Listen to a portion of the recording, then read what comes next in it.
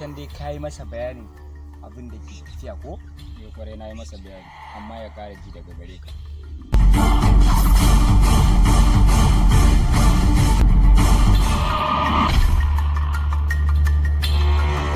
Shikenan.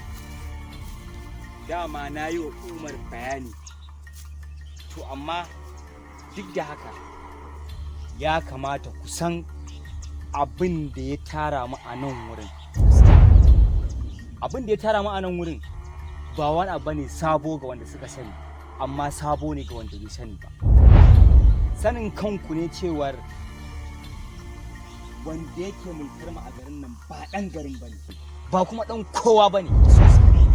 Kuma sannan kuna sane cewar duk wanda aka naɗa sarki a garin nan bayan kwana 3 yake mutuwa. Amma a yanzu sarkin da yake mulkar mu a garin nan yanzu ya kai tsawon shekara guda ba labari, lafiyarsa kalau.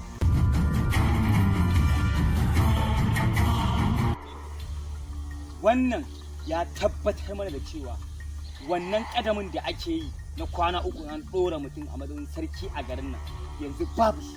Gaskiya ne, babu.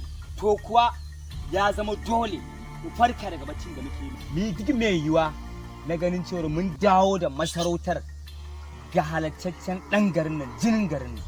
Wannan kuma haka ne. Ai wannan ma abu ne wanda ba zai yi ba. Sabida mu muke da garin. Mu ne masu kuɗin garin, ya kamata a ce wanda zai sarauce mu a cikin wannan harabata me yake. Wannan kuma haka. Yawa a nan ɗin nan za mu fidda sarki daga cikin mu. Yawa mu ne 'yan garin, mu ne jinin garin, kuma mu ne masu kuɗin garin. Da haka wannan mu ji a ranmu sarauta za ta dawo cikin ɗan garinmu. Yawa abin da za a yi kenan. Tabbas wannan haka ne. To amma ya kamata mu kar mu yi abu da ka. Ya kamata mu bincika mu san menene dalilin da yasa hakan take faruwa. Akwai wani boka ya kamata mu je mu gurin sa domin ya bincika mana menene makasudin da yasa hakan take faruwa. Hakan me kenan? Wannan me hakan? Mutuwarsa ko kuma rahin mutuwar? Mutuwar shi wanda aka biyo ko kuma rahin mutuwar wanda ya hau? Umar, a yadda na fahimci Imran magana na farko, kadamin da ake yi a mutu a masarauta akan mulkin garin nan yayi bai mutu ba. Wannan dalilin da zai sa mu je wurin boka ya duba mana. Sannan idan ya duba mana muka kuma sabo yana da wani abu ne wanda hakan ya ki faruwa a kansa, sai mu nemi hanyar da bokan zai bi ya kawar mana da shi. Wannan gaskiya ne. Wannan magana ta Imran haka take. To mu je mana. Kawai sai abin da nake yawa sai mu. Sarkin dogare, ba ka ji mun yi wannan maganar ba. Kai ka fi kowa kusa da sarki saboda a fadar kake. Kai ne sarkin dogare. In har ka ba mu haɗin kai muka yi nasara akan buƙatar mu, to ina mai tabbatar maka da cewa za ka bar fadanci, za mu samu babbar kujera mu baka, za ka samu babban matsayi wanda za ka shigo cikin fadar a yi mulkin da kai, a yi walwala da kai ma ka shigo a dama da kai a cikin mulki na wannan gari namu. Sosai kuwa, ƙwarai. Ka fahimce ni? Saboda haka ya rage naka, ka tsaya kai nazari kai tunani. Je mu garza.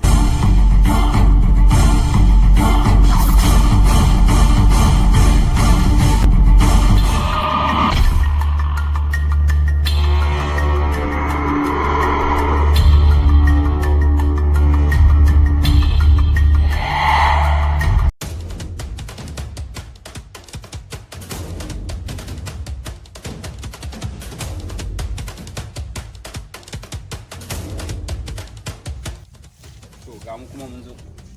To ai kuma ga hibayya. A ku dakata. Sungulun ba! Sungulun ba! Sungulun.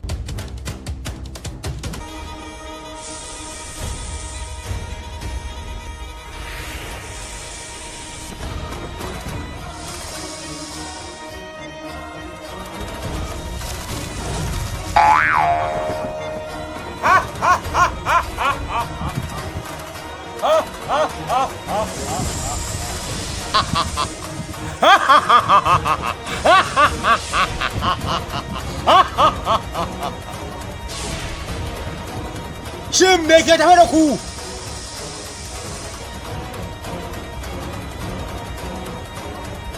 Kai! Ku faɗa mu! Me ke tafe da ku?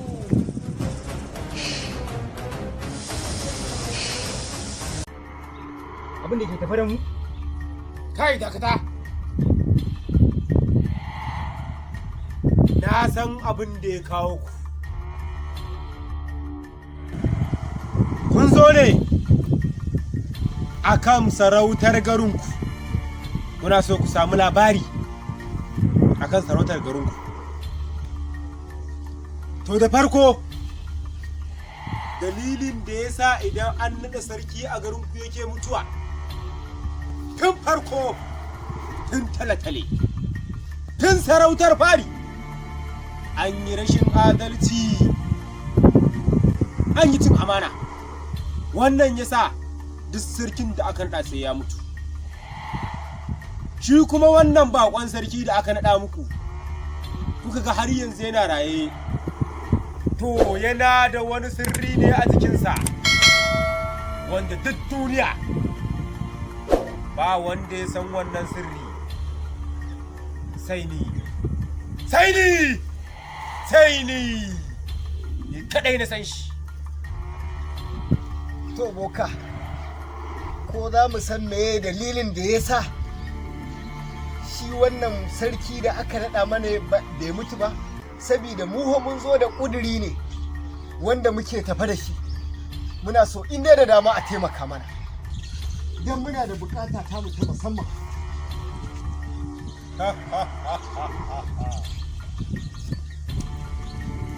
Na sani, kuma zan faɗa muku. Zan faɗa muku domin ku fahimta. Zan faɗa muku. Dalili guda uku ne suka sa wannan sarki da aka naɗa muku kuka ga har yanzu bai mutu ba. Dalili na farko, yana da wani kaka, wani hamshakin matsafi mai suna Kamsuna. Kamsuna babban boka ne kuma matsafi. Yana da wani sirri na tsafi wanda idan ya aikata shi, duk wani asiri da tsafi da za a yi bai isa ya ci shi ba. Kuma sarautar garinku tsafi aka yi mata. Wannan dalili ya sa tun da shi jikan Kamsuna yana da wancan sirri, to duk tsafin da aka yi a sarautar garinku ya kashe mutane shi ba zai iya kashe shi ba. Wannan dalili na farko kenan. Abu na biyu kuma, na sani kuna so ku yi mulki a masarautar ku. To ina so ku sani duk cikin ku ba wanda zai iya yin mulki a masarautar ku. Sabida ku ba jinin Kamsuna bane, kuma ba mai yin mulkin sai dai in shi jinin Kamsuna ne. Sabida haka duk wanda aka nada a cikin ku, to ba makawa sai ya mutu. Wannan shi ne dalili na biyu. to yanzu babu wata hanya da za mu sarki a cikinmu mu kawar da wancan bakon sarkin da yake mulkar mu.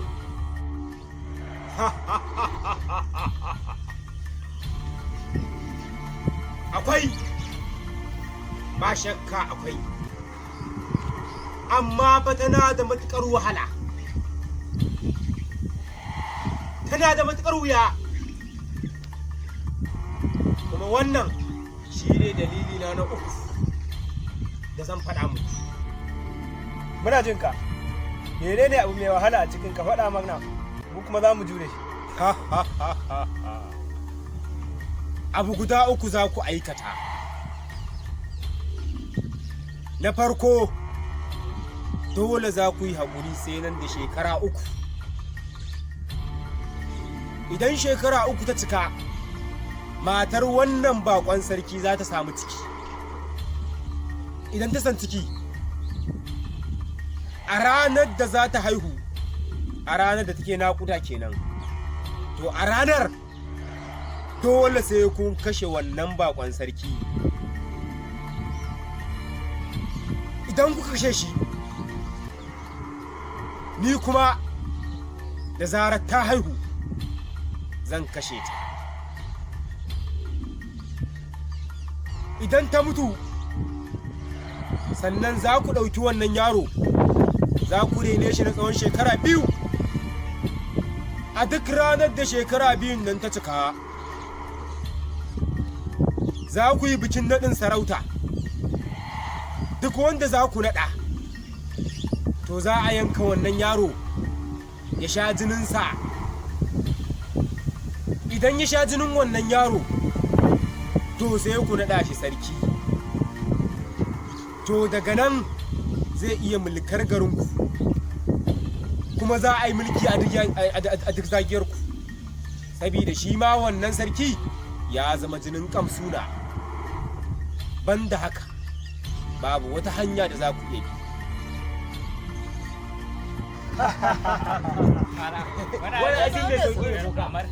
Wannan kamar ma an yi an gama. Wannan sisar baya ta fi wannan me ma aiki babu wahala cikin wannan. An yi an gama.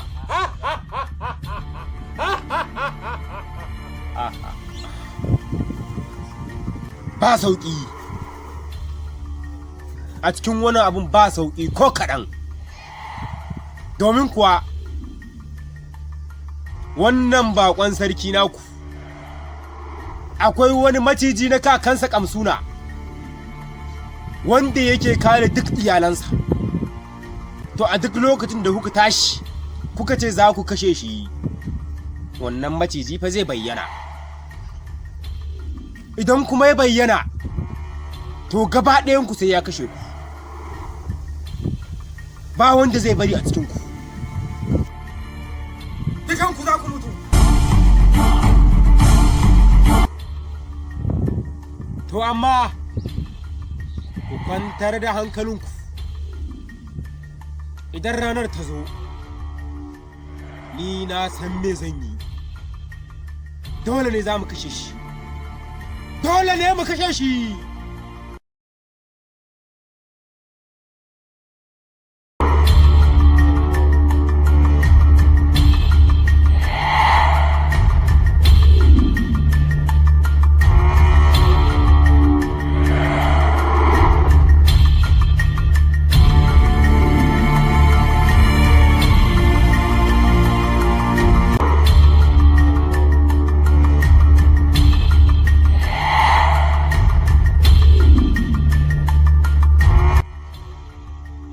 Boka, kamar yadda ka umarce mu, ka ce a duk yayin da shekara 3 ta rage kwana 9 ta cika, mu dawo gare ka.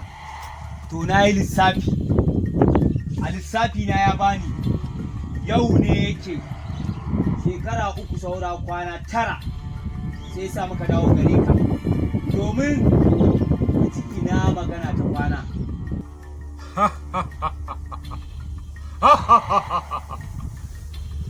Tabbas haka yake, lissafi haka yake. Yau shekara 3 saura kwana 9. Sabida haka abin da yasa nace ku dawo,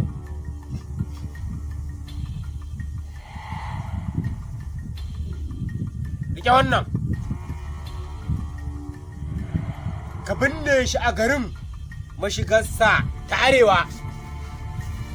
Daga arewa za ka binne, kada ka sake a tono shi. Sannan ga wannan shi kuma ka binne shi ta kudu da garin, shi ma kada a tona, kada a tona. Abu na 3,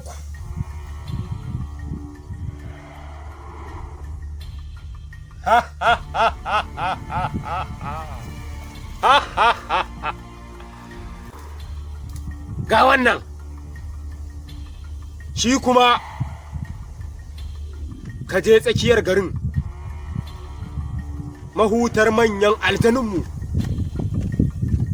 kai tono ya kai tsawon zira'i 1 ko 1.5 kada ya wuce haka sai ka sa ka binne. Idan za ka binne kada ka kalli gabar. Bayan ka gama ka tabbatar ba wanda ya ganka domin kada a tone.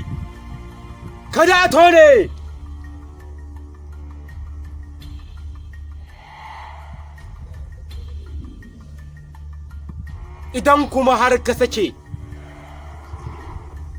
ka binne wani ya ganka ya tona, ha ha ha ha ha ha ha ha ha ha.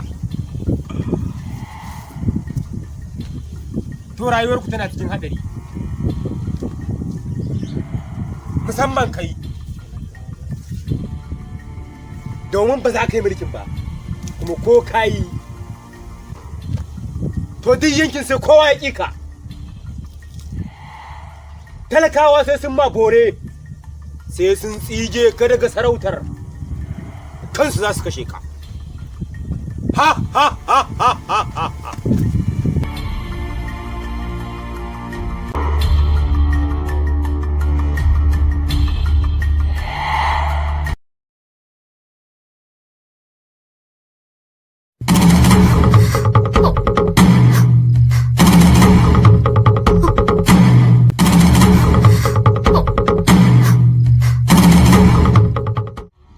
Dole za ku yi haƙuri sai nan da shekara 3. Idan shekara 3 ta cika, matar wannan bakon sarki za ta samu ciki. Idan ta san ciki, a ranar da za ta haihu, a ranar da take naƙuda kenan, to a ranar dole sai kun kashe wannan bakon sarki.